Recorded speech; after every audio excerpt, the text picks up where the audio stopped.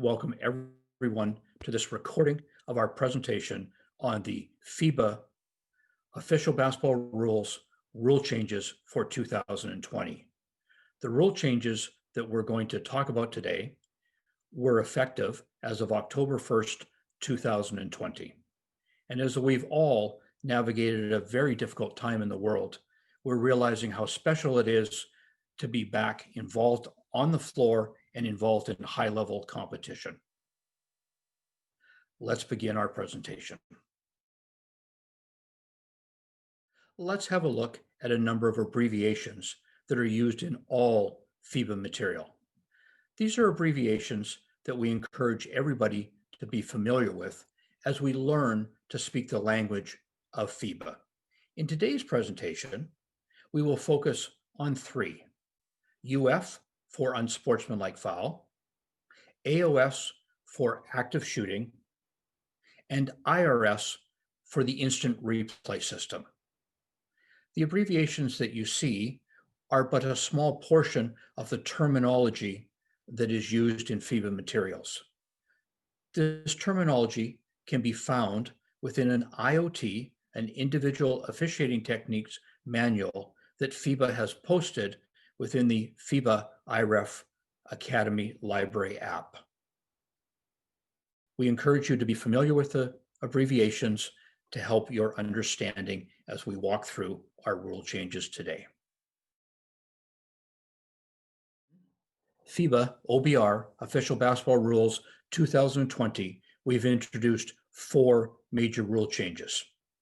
It is important to recognize that the first two we'll talk about are, at the end of the day, really just an adjustment in language, introducing language that is consistent with the contact philosophy that we've been teaching for a number of years now. Each of the major changes are designed to improve the image and the smooth running of the game, create a better game for the players, coaches, and spectators alike.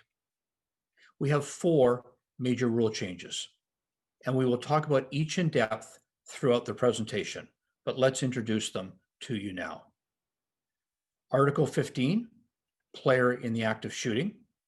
We introduced different definitions for a shot, a stationary shot, and for a continuous movement. And we note it is continuous movement, not continuous motion. Our second major rule change occurs in Article 33, the cylinder, and our contact principles. The cylinder of the offensive player, with or without the ball, is defined, and the rule focuses on the legal and illegal actions by the offense and defense in respect to their and their opponent's cylinders. The definition of the defensive player's cylinder is unchanged. Article 37, unsportsmanlike foul. This is specifically our open path, our UF, unsportsmanlike foul, C4, criteria 4, where the rule is clarified, eliminating any reference to offensive and defensive players. The criteria is changed to focus on requiring that a player be progressing towards the opponent's basket with an open path, no other opponent player between the progressing player, the ball in the basket, and the illegal contact occurs laterally or from behind. Our fourth major change, Article 35, the double foul rule, where we find the definition of the double foul is simplified. Our focus is on requiring that the two fouls be of the same category. As noted, we will expand during the presentation on each of these four major changes. In addition to the four major changes, we introduce four minor changes. The first involving action on the court, the other three focusing on other aspects of the game. The first minor change in Article 5 are player injured or assisted, where we bring clarity that a player who receives an assistance is treated as if injured. and we will further expand and explain this. Appendix B is adjusted to provide clarity where the head coach is disqualified when they enter the floor and do not assist the referees while a fight may be in progress or the possibility of a fight, or when a fight occurs. We identify that if the coach is disqualified in this circumstances, they will be charged with a single disqualifying foul recorded as a D2 on the score sheet. Article 49 is amended to acknowledge the true duties of the scorer and the timer because of modern equipment. We shift some duties that in the language were responsibility of the scorer or the assistant scorer, and bring clarity that the responsibility for these table officials' duties now lie with the timer.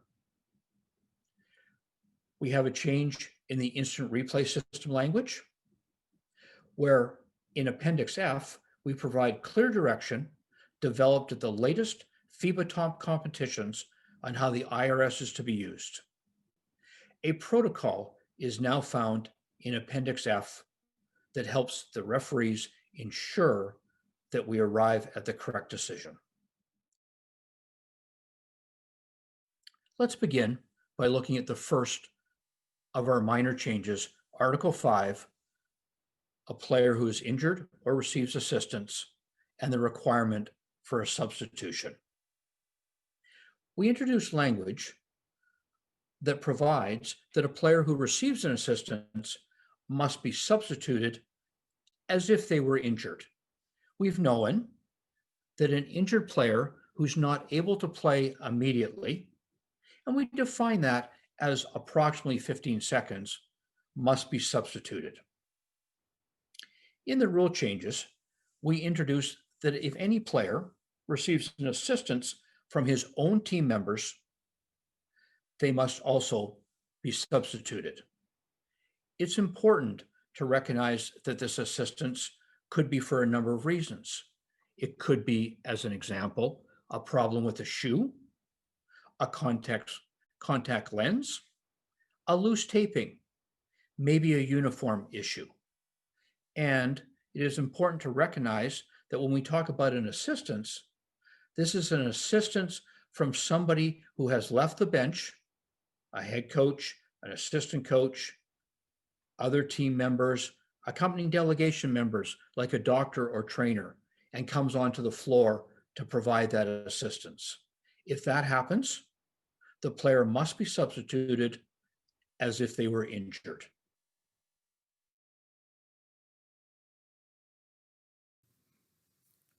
In our first video, let's look at an example of a player who receives an assistance.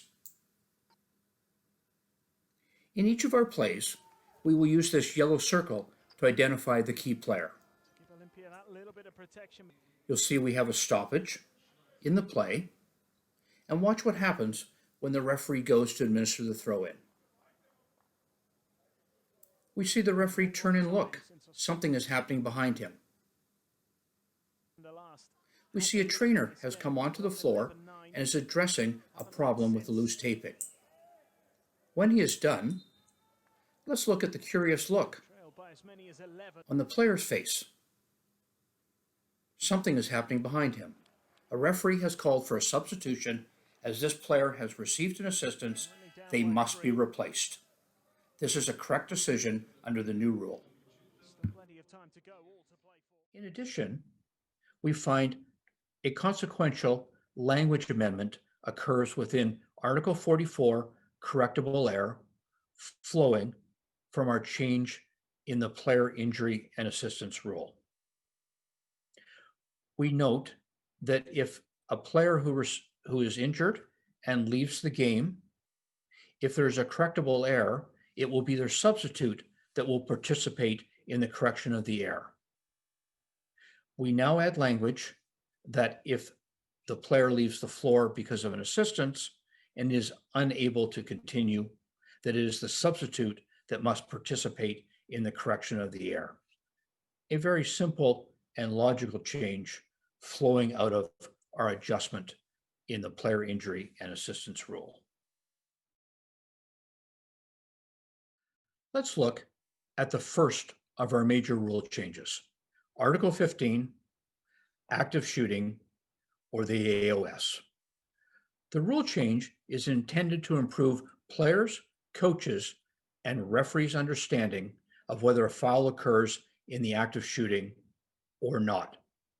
We introduce concepts that are consistent with how the game is played, there being three types of active shooting: a shot, or a shot within continuous movement, and we break down the shot in a continuous movement to two parts: a drive to the basket or a moving shot. In every play, we should be able to identify if the act of shooting was in a shot, a drive to the basket, or moving shot. What this does is it will require our referees to have basketball knowledge, focus our referee training on basketball knowledge to understand player shooting techniques, much more than just rule knowledge, but a greater understanding of the game itself. Let's break down these principles into further details as we move forward to our next slide. Let's focus on a player in the act of shooting with a shot. We define this as a stationary shot. So our example is the classic jump shot. So our player is not progressing, not moving, whether through running without the ball or dribbling. We're talking about a player stationary moving towards a shot. Whenever we talk about our active shooting rule, the two critical things for us to understand are when the shot begins and when the shot ends. Let's focus on when the shot begins. So on a stationary shot, the shot begins on the upward movement towards the shooting position and the basket. So the upward movement of the ball towards the opponent's basket. So not side to side movement, but the upward movement. And the instant the ball starts to move upward, as long as we continue towards the shooting position and the opponent's basket, we have begun the act of shooting. The end of the act of shooting occurs when the ball has left the player's hands, or if the shooter is airborne, when both feet have returned to the floor.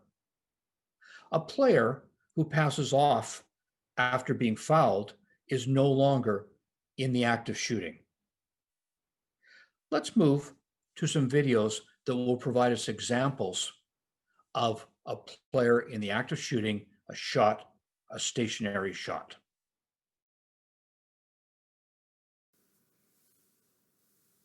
So let's have a look at a foul committed on a player in the act of shooting. Here's our key player. Let's come back and talk when we get to the replays. Can you identify when the act of shooting begins?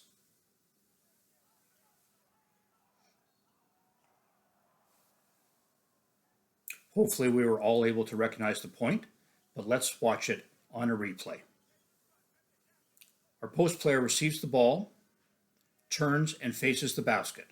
We now have a potential of a stationary shot. And right here, we can see the upward motion starts and begins the act of shooting. The foul occurs after the act of shooting has begun. So clearly, on this play, we have a foul in the act of shooting recognized by the lead referee. 2 free throws.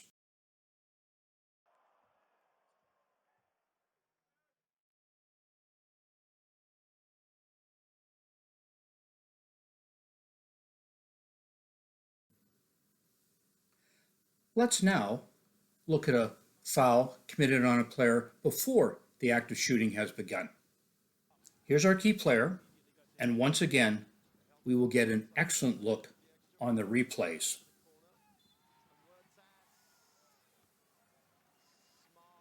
Clearly, you saw that we have a foul, are we able to determine if this foul is before the act of shooting has begun? On that look, we can clearly see that the player fakes, the defender goes airborne, and commits a foul, all prior to the beginning of the upward motion. This foul is clearly committed prior to the act of shooting beginning.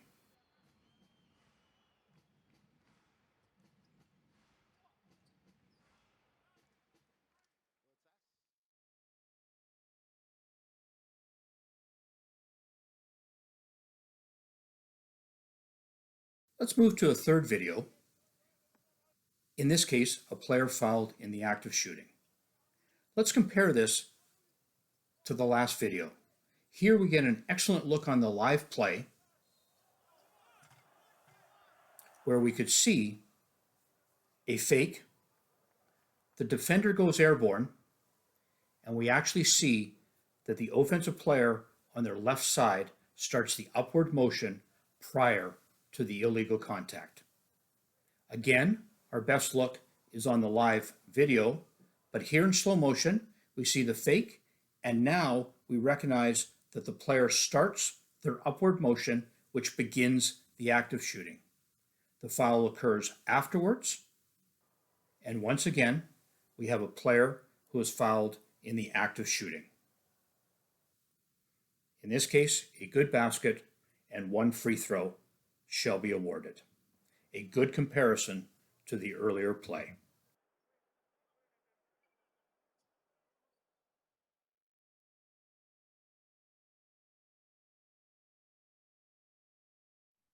So the videos we've looked at have focused on a stationary shot. As we look at the second part of the new rule, we will focus on our new definition, continuous movement, and break it down into the two parts, a drive to the basket or a moving shot. In both situations, the player will catch the ball when progressing, simply running towards the basket, or when the player completes their dribble. If they gather the ball and continue to a shooting motion without stopping, the act of shooting will have begun as soon as the ball comes to rest in the hand or the hands of the player. We call this the gather. So once the ball comes to rest in the hand or the hands of the player, whether upon completion of a dribble or while progressing, as long as they continue to the shooting motion without stopping, the act of shooting has begun. The act of shooting, similarly to our stationary shot, ends when the ball has left the player's hands, and in the case of an airborne shooter, both feet have returned to the floor. And we once again note that if the player passes off after being fouled, they are no longer in the act of shooting. It's important to remember that a moving shot can change to a stationary shot if a player who's moving stops. Maybe the first motion is a fake and they bring themselves to a stop. If they reset, they now transfer to a stationary position, and we need to focus on the act of shooting beginning as we talked about for a stationary shot. Let's move to another series of 3 videos having a look at examples of moving shots. Let's begin with an example of a drive to the basket. And here's our key player. You will see that they are progressing, running without the ball. They receive a pass and immediately take the ball to the basket.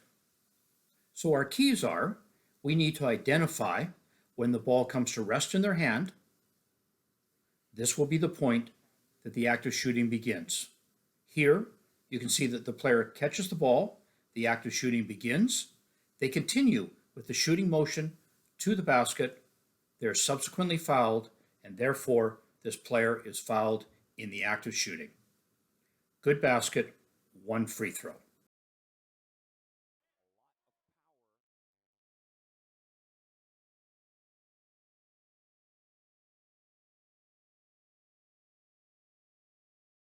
Let's have a look at an example of a drive to the basket and a pass off. Let's remember our keys. If the foul occurs after the act of shooting has begun, but the player decides to pass off, they are no longer in the act of shooting. Do we see the referee immediately recognizing the pass off? In that look, we get a good look at the pass off, but let's recognize our keys. Ball comes to rest in the player's hands. The act of shooting begins. The foul occurs almost simultaneously. However, after the act of shooting begins, the player passes off and they are no longer a player in the act of shooting. An excellent example of a pass off.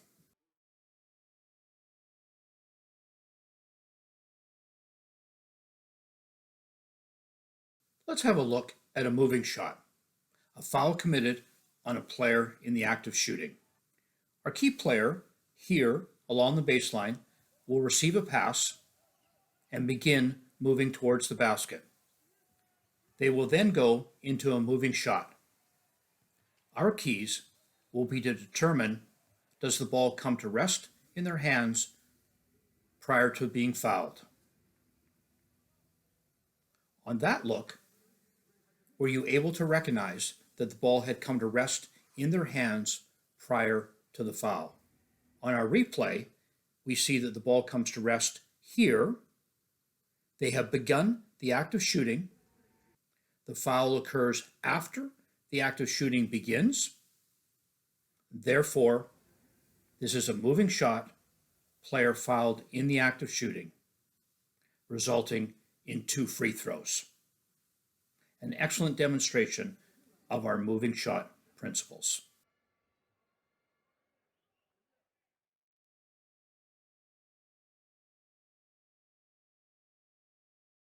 On this slide, we will have a look at some points of emphasis.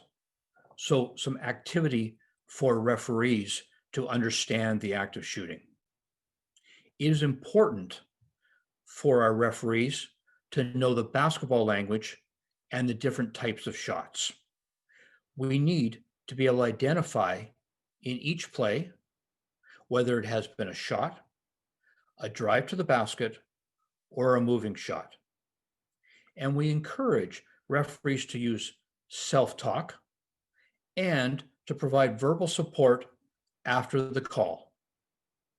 We again emphasize that we note that a play can start as a moving shot and change for a shot if, for example, we have a fake and a new action begins. As we've noted, it is important for referees to have basketball knowledge, to understand players' shooting techniques, to understand how the game is played. Much more than rule knowledge, understanding the game from a player's and coach's perspective, having that basketball knowledge. Within Article 33, Contact Principles, we have seen an increase in the number of situations where defensive players invade or encroach upon the offensive player. These actions by defenders have generated additional responses that we do not want in basketball. Actions like elbows from the offense when trying to shed the defender that invades or encroaches their space. Perhaps actions by the defender to fake being fouled when the offense attempts a normal basketball move. It became apparent in a review of the rules that the rules only defined a defensive player's cylinder, and we needed rule language that could be used to fix this problem. Therefore, the rules were amended to add an offensive player's cylinder both with and without the ball. Let's break down the new rule into its various parts. So let's look at the definition of a cylinder for a player without the ball. And we note that there's two circumstances of players without the ball, defensive and offensive players. In this case, the boundaries of the cylinder remain unchanged from our earlier rule, other than our addition of the fact that the cylinder will exist for an offensive player without the ball. The front is defined by the palms of the hands in a normal stance, arms bent at the elbows. So thinking about it from a defensive perspective, this would be the classic defensive stance taught to all young players. The rear is defined by the buttocks in that normal athletic stance, and the sides by the outer edge of the arms and legs when in that athletic stance with bent knees and arms bent at the elbows. Our focus will always be on the normal basketball stance, not an exaggerated stance, but that balanced defensive position that we all know and can recognize. Let's move forward and look at the definition of the cylinder for an offensive player with the ball. Mentally, for years, all of our participants in the game of basketball have understood that there was a limit on the position, the stance that an offensive player could take, but we never defined it in the rules. We now have a definition of an offensive player's cylinder. The feet, the front, is defined by the feet, bent knees, and arms with the ball held above the hips, in the position commonly referred to as triple threat, the position from which a player may shoot, pass, or dribble drive. Again, the rear is defined by the buttocks in that normal athletic stance in our triple threat position, and the sides by the outer edge of the arms and the legs in that athletic stance with bent knees, arms bent at the elbows, our triple threat position. So now that we've introduced the two types of cylinders, let's move forward and look at how our officiating principles, our rule principles, are impacted by this addition. This slide is a particularly critical slide within our presentation. You'll note that we refer to the rights and duties of the offensive and defensive players. We might have called this privileges and responsibilities. And for all participants in the game, these are important concepts to understand. We introduce language that says the offensive player with the ball must be allowed enough space for a normal basketball play within their cylinder. And we define what those normal basketball plays are. On the lower left portion of the slide, you can see we refer to dribbling, passing, shooting, and pivoting. Four very normal basketball plays. In terms of defining our cylinders and determining which player has encroached, which player has invaded into the opponent's cylinder, we will look for whether the forearms are vertical or horizontal, the forearms of the offensive player. On our slide, you'll note that we have used a green thumbs up for good and a red thumbs up as a warning, as a flag. So when the ball is moved side to side, we will look, is it moved side to side high or low, or is it moved at the chest level? And again, we identify the high and the low side to side with the green thumbs up, and at the chest level with the red thumbs down, indicating a flag or a warning.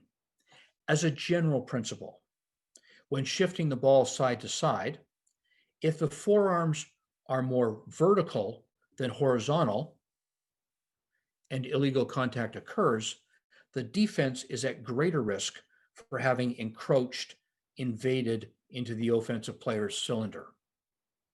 However, when the ball is shifted side to side, if the forearms are more horizontal than vertical, particularly with the ball at chest level, the offense is at greater risk.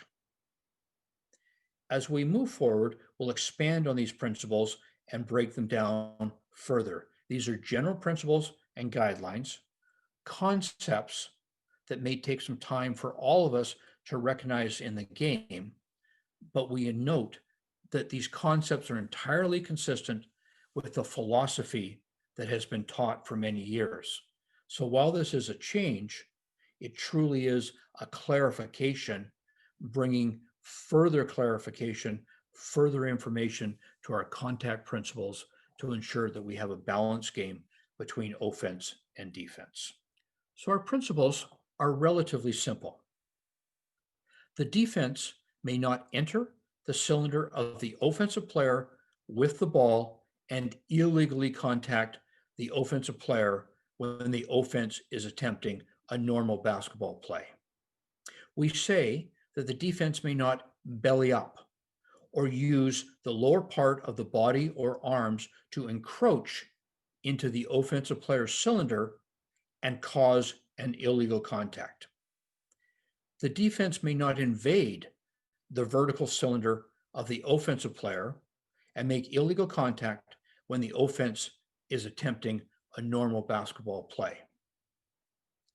We place restrictions on the offense that the offense may not spread their legs or arms outside the cylinder and cause illegal contact with an opponent in an attempt to gain additional space to clear out the defense. In our principles, we ask the question, which player encroaches or invades the opponent's cylinder?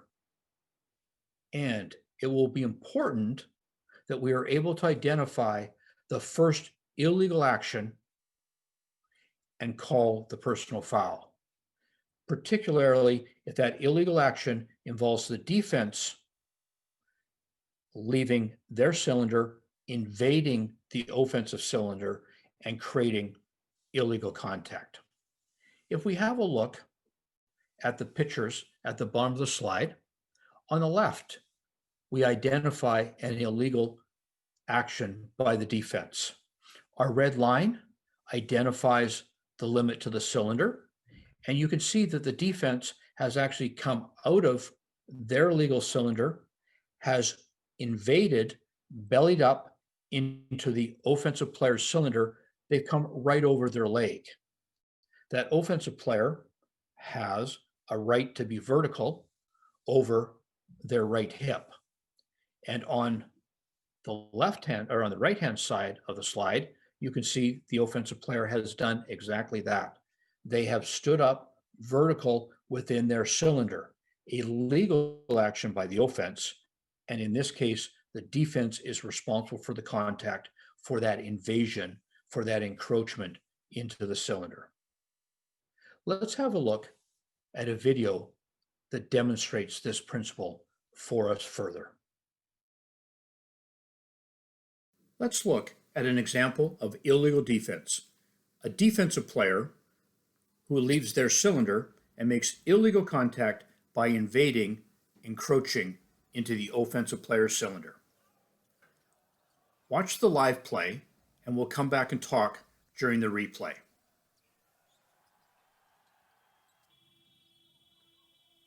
Were you able to see blue number 70 invade, encroach upon the white player's cylinder? We'll get a blown up example and have a very good look coming up here. Watch this blue player come right over the leg of the white player, come outside their cylinder, and create illegal contact on white number 17. This is a foul. We need to recognize it immediately. Call the illegal contact, and we do not end up with a shot clock violation. So we've had an opportunity to have a look at a video where we saw that defensive player invading the offensive player's cylinder. We repeat our principles that the defensive player may not enter the cylinder of the offensive player with the ball and illegally contact the offensive player when the offense is attempting a normal basketball play. And similarly, the offense may not spread their legs or arms outside their cylinder and cause an illegal contact with the opponent to gain additional space, to clear out the defense. Our focus becomes which player encroaches or invades the opponent's cylinder. The small pictures on this slide are the video that we're going to have a look at. And it's a video that we want to watch from multiple angles to understand the play. But let's look at our pictures. On the left-hand side, we identify legal defense. In this case, by the green vertical line, you can see that the defensive player has not come out of their cylinder. They have remained in their legal cylinder. And you can see what we talked about earlier, that normal athletic stance, bent arms and bent knees in a perfectly legal position. On the right-hand side, you will identify that the contact is to the chin level with the side of the forearm. What has happened here is that the offensive player has gone out of their cylinder and has created the contact. As we move to the video, we will note there are a number of things we must further consider. We talked earlier about vertical forearms and indicating that generally when moving the ball side to side, this would indicate that the defense was at greater risk. However, when you watch the video, recognize where the ball starts. And on this picture on the right-hand side and the picture on the far right of the slide, you can recognize that this movement by the offensive player starts at the chest level and the sweeping motion occurs from there. So we will clearly see that the offense has gone outside their cylinder and initiated the contact on a legal defender. After the video, we'll come back and talk further about it, but let's have a look at it, being very careful to watch it through to each of the replays. Let's have a look at illegal contact by an offensive player. It's important to watch this play through to the replays.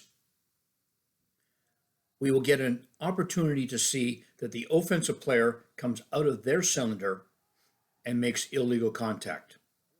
Critically, we will identify and see here that the defense remains in their cylinder at all times. This illegal contact is caused by the offensive player leaving their cylinder. Let's get another look at these two angles. Here's our defensive player, approaches but remains completely in a legal position in their cylinder. We watch the offender make a normal basketball play but come out of their cylinder and make illegal contact with the side of the forearm on the defensive player. From this angle, we once again see that the defense remains legal, does not leave their cylinder, and it is the offense that extends outside their cylinder and makes illegal contact, a personal foul on the offensive player. So let's have a look at two additional slides on this concept. Now that we've seen a video that has shown a defensive player coming in and invading the offensive player's cylinder, and an example of the offense leaving their cylinder and initiating contact with the defender. If the offensive player makes a normal basketball move inside their legal cylinder and illegal contact occurs, generally this will be a defensive foul and we must call this first illegal contact. By addressing the first illegal contact, we will prevent a reaction. However, we must still be prepared to identify unsportsmanlike actions that may follow, all in accordance with the rules. However, when the offensive player makes that normal basketball move, but goes outside his cylinder and illegal contact occurs, this will generally be an offensive personal foul. Once again, our focus is on calling the first illegal contact, and that will prevent a reaction. But all participants in the game must be prepared to identify unsportsmanlike actions that may follow, all in accordance with the rules. Let's move to a slide that further explains this principle between a personal foul and an unsportsmanlike foul. So this is a very helpful slide to help us understand the difference between a basketball action and an unsportsmanlike action. Earlier in the presentation, we talked about vertical forearms versus horizontal forearms. Our top half of the slide here further expands on this principle of vertical forearms. And when the contact occurs with vertical forearms and the offensive player has gone outside their cylinder, we are not seeing a contact with an elbow. Rather, we're seeing contact with the side of the forearm. And this contact will not involve excessive force. As you think about these principles, I would encourage you to try this. Hold your forearms vertical with an imaginary ball, and now pivot, swing side to side. You will find that that is a normal basketball action, and if contact were to occur, it will occur with the side of the forearm, not the action, not the elbow, and will generally not be with an excessive force. However, with your imaginary ball, hold it at chest level with your forearms horizontal. And now, when we swing side to side, we will note that this contact is with the elbow, is not part of a normal basketball action, and may involve excessive force. This is an excellent example of why we encourage and teach our referees basketball knowledge, to understand the difference between a basketball play and a non-basketball play, and help to understand if the contact may involve excessive force, which will raise it from the level of a personal foul to an unsportsmanlike foul. In the video we witnessed, we saw an example of a personal foul because we saw that that action was part of a normal basketball play, the player attempting to move the ball side to side. However, they had come out of their cylinder and caused contact with the side of the forearm.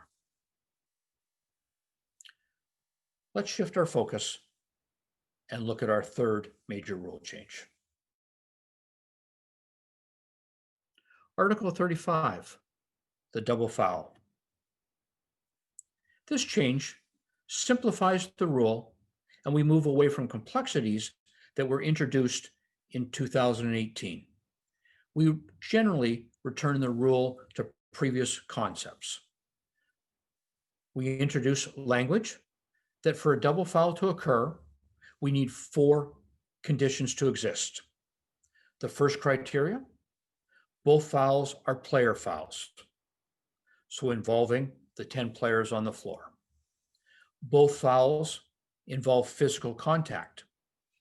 That tells us immediately that a technical foul is never part of the double foul rule. Certainly, we may have offsetting penalties involving technical fouls, but we do not have a double foul. The fouls will always involve physical contact. Both fouls are the same 2 opponents fouling each other, and both fouls are the same category. and we define the categories as personal, or our second category is unsportsmanlike or disqualifying. So unsportsmanlike or disqualifying fouls are one category, and personal fouls are the other category. There's no longer any concern whether one of the fouls is a team control foul or if either team is in the penalty. We merely look for the four criteria. Both fouls are player fouls. Both fouls involve physical contact. Both fouls involve the same two opponents, and they're of the same category, personal or unsportsmanlike or disqualifying. This rule change simplifies the understanding of the game for players, coaches, spectators, and referees alike. Let's look at an example of a double foul where both fouls are personal fouls. Here, we identify the two key players, but the action occurs at the other end of the floor. Are you able to identify all four criteria? Player fouls involving physical contact, the same two opponents fouling each other, and both fouls being of the same category. In this case, personal fouls. As we watch the replay, note the referee recognizing the double foul, but note where the ball is when this occurs. On this replay, we will see the red team gain control of the ball. This will start the shot clock. This is followed by the two players committing fouls against each other, a double foul recognized by the referee. The result is a throw-in for the red team with 23 seconds left on the shot clock. An example of a double foul. Article 37, the unsportsmanlike foul rule, introduces a change to one criteria, our criteria 4, so UFC4. We're dealing specifically with the foul that we call the clear path foul. And once again, this change is intended to improve the image of the game, make it easier to understand the rules for players, coaches, and spectators. The rule change simplifies the game, and we no longer need to concern ourselves as to which team has control of the ball or if team control has changed. We need three criteria to be present to have a UFC4 or the open path foul called. Firstly, that there's no other opponent player between the progressing player, the ball, and the opponent's basket. That the player is progressing towards the opponent's basket, and the illegal contact occurs on the progressing player from behind or laterally. It's important to recognize that when the rule was written, the language used was no other player between the progressing player, the ball, and the opponent's basket. Within the OBR, the Official Basketball Rules Interpretations 2020, we've added language to clarify that the reference should be read as no other opponent player between the progressing player, the ball, and the opponent's basket. And while we do speak about these three criteria having to be present, it is important to remember that once the player is in the act of shooting, the automatic unsportsmanlike foul, C4, is no longer a factor. Certainly, a player in the act of shooting may be fouled in an unsportsmanlike manner. We may have a not legitimate attempt to play the ball, or we may have a foul involving hard or excessive contact, so our C1 and C2 criteria, but the automatic UFC4 ends as soon as the player's in the act of shooting. Let's move forward and look at the rationale for this particular change. We found there were too many plays where the referee would get caught up trying to determine if team control had changed or if the foul was committed before team control had changed. If the foul was committed while the offense was still in control, we saw examples where the result was the offense gained an advantage not intended by the rule. Many participants, players, coaches, spectators, and even some referees struggle with these concepts, struggle with recognizing team control or the change in status of team control. So our new language removes the requirement to identify offensive and defensive players. It's no longer relevant whether the player has control of the ball. We merely look for our criteria. We look to see that we have a progressing player with an open path to the opponent's basket with no other opponent between the progressing player and the ball in the basket, and the contact occurs laterally or behind. Our example video that we will move to now provides an excellent demonstration of these new concepts, where we will simply look for those three criteria: progressing player with no other opponent between the ball and the basket, and illegal contact, even if a normal basketball play that occurs laterally or from behind. Let's move to our video. Let's look at an example of an unsportsmanlike foul, criteria 4, an open path foul. We will see a number of replays, and we will talk throughout those replays. Let's find the necessary criteria of the open path foul. Do we have a player progressing towards the basket with no other opponent player between themselves, the ball and the basket? And do we have illegal contact laterally or from behind? In this case, we see that all of the criteria exist. We have an unsportsmanlike foul, our clear path foul, a UF C4. Under the new rule, this is a correct decision, an automatic unsportsmanlike foul, criteria 4. Let's take just a minute to look at a slide that explains one of our minor rule changes, Article 49, timer's duties. We're not going to spend time in the presentation reviewing this. This is activity that involves the table officials and occurs off the court. We're going to encourage participants to do a little self-study and to understand these changes, recognizing that they're consistent with how the table officials have operated for a number of years, merely transferring duties from the scorer and the assistant scorer in rulebook language to the timer. In a similar way, we have a change to Appendix B, the score sheet. Again, we have a small change in Appendix B, the score sheet, where we have clarified to make it easier to understand how when a coach is disqualified because of active involvement in a fighting situation or coming onto the floor and not assisting the referees, that coach will be disqualified and charged with a single disqualifying foul recorded as a D2.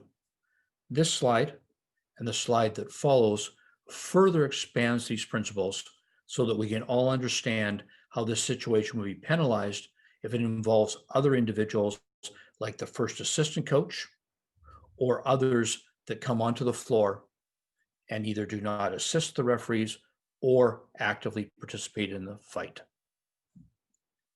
Let's look at a similar slide that further expands these principles. So once again, we will encourage all of our participants to have a look at this slide. This expands the principles that we've talked about, adding circumstances where substitutes or excluded players come onto the floor, and We still have that single foul charged to the head coach. However, if they participate, each of those individuals results in a disqualifying foul that is penalized with 2 free throws and possession. A complex concept, certainly a circumstance that we don't want to see in the games, but we need rules to cover it. And you can look at within the rule book, get a better feel, come back to these slides, and they will clearly explain for you how these circumstances will be penalized in the game. Let's have a look at Appendix F, the instant replay system. And we note, with over 90% of global basketball played not using the IRS, not using the instant replay system, it made sense to create a separate appendix for the IRS and the IRS review. In this way, the IRS rules do not distract from the rules most games are played under. In addition, it makes it easier to find everything related to the IRS in a single place. And the strength of the change, it allows all to do the work to study a new protocol for referees to follow on all IRS reviews. Adding the protocol to the rules demonstrates how important it is to follow proper procedures, and following these procedures has had a positive impact on ensuring the correct outcome. Let's look at our protocol. As noted, we've introduced a protocol for referees to follow on all IRS situations. We've developed a clear, cogent, and concise protocol for use in all IRS situations. The rule and the protocol are found in Appendix F, and all referees who officiate involving games using the IRS should learn the protocol as well as the rule. The use of the correct communication protocols lead to quality decisions. Our protocol includes a number of criteria. And let's have a look at those criteria. First, an initial decision must be made and communicated. That is reported through the table. So the initial decision on the floor shall be clear to both benches, to both coaches before going to the IRS. The crew chief and a minimum of 1 umpire, the umpire who made the call shall review the play. If the crew chief made the call, he shall choose one of the umpires to participate in viewing the video. We note that while time is of the essence, the goal is to get the play right. And if it's necessary to get the play right, the other umpire, the umpire who was initially looking after the teams during the review, can join the review with the first umpire then being responsible for the teams. In this way, all 3 referees review the play, and this should be done when necessary to get the play right, when the crew chief determines a third opinion is required. During the review, the crew chief must ensure no unauthorized persons have access to the IRS monitor. We note that the review takes place before timeouts or substitutions are administered. The referee that made the call shall report the call to the table, the final decision, when the referees come back from the review. And finally, we note that either team has the right to cancel a substitution or timeout request after the IRS review. We do note that the initial decision of the referees can be corrected only if the IRS review provides the referees with clear and conclusive visual evidence for a correction. Let's look at an example from the World Cup of a use of the IRS, the instant replay system, and our new protocol. Let's look at a video that demonstrates our protocol for the instant replay system. Here's our calling official. Let's watch them through to the reporting sequence.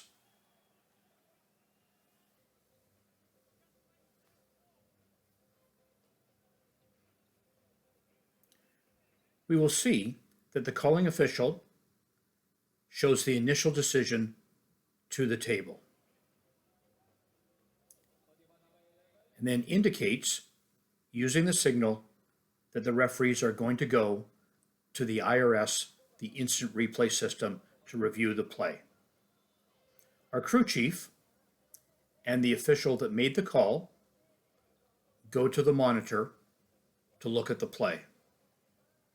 They ensure that no other persons, unauthorized persons, have access to the video. They review the play with the help of the replay official. They identify that we have a UF C1, a not legitimate attempt to play the ball.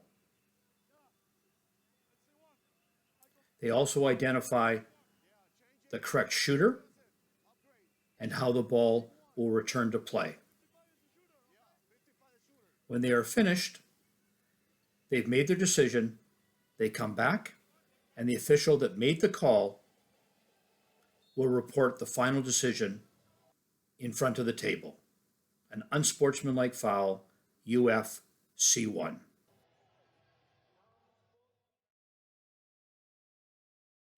That concludes our presentation today. And in summary, we've had an opportunity to look at the FIBA 2020 Official Basketball Rules rule changes. Rule changes that were effective as of October 1st, 2020.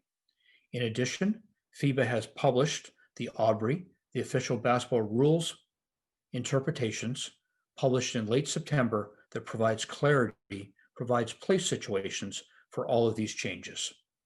Today, we've spoken about 4 major changes and 4 minor changes. We note with our major changes, the first 2 are adjustments in language. Adjustments in language to be consistent with the contact philosophy that has been taught for the last number of years. Each of the major changes are designed to make the game more dynamic. They improve the image and smooth running of the game. The first, Article 15, player in the act of shooting.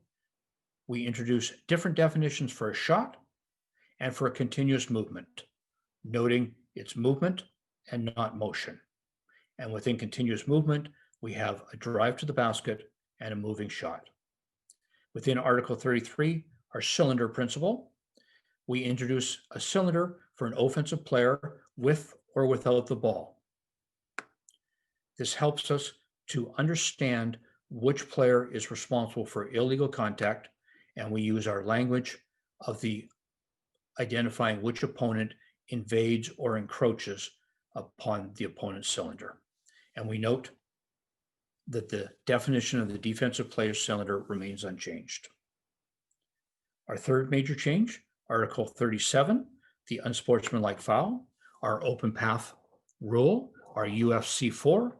The rule is clarified, eliminating any reference to offensive and defensive players.